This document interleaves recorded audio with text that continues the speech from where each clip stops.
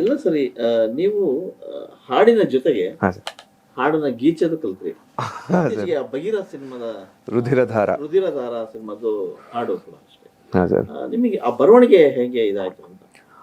Sir ಅದು mostly ನನಗನ್ಸೋ ಪ್ರಕಾರ sir, ನಾನು ಚಿಕ್ಕ ವಯಸ್ಸಿಂದ ಹಾಡುಗಳನ್ನ ಕೇಳ್ತಾ ಕೇಳ್ತಾ ಹಾಡ್ತಾ ಹಾಡ್ತಾ ಬಂದಿರೋದ್ರಿಂದ ಆ ಸಾಲುಗಳು ಪದಗಳು ಅದು ಹಂಗೆ ಏನೋ ಅದು ಒಂಥರ ಅಂತರ್ಗತವಾಗ್ಬಿಟ್ಟಿದೆ ಅಂತ ನನಗನ್ಸಿರೋದು. ಯಾಕಂದ್ರೆ ನಿಜ ಹೇಳ್ತೀನಿ ಸರ್, ನಾನು 10ನೇ ತರಗತಿ ಕನ್ನಡ ಪಠ್ಯ ಪುಸ್ತಕವನ್ನ ಬಿಟ್ಟು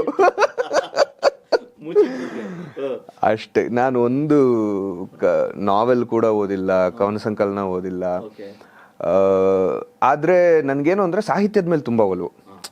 ಈಗ ಹಾಡು ಕೇಳಿದ್ರೆ ಹಾಡಲ್ಲಿ ಏನಿದೆ ಸಾಹಿತ್ಯ ಅಂತ ತಿಳ್ಕೊಳ್ಳೋದಕ್ಕೆ ನನಗೆ ತುಂಬಾ ಆಸಕ್ತಿ. ಸೊ ಹಾಗಾಗಿ ಒಂದು ಅದು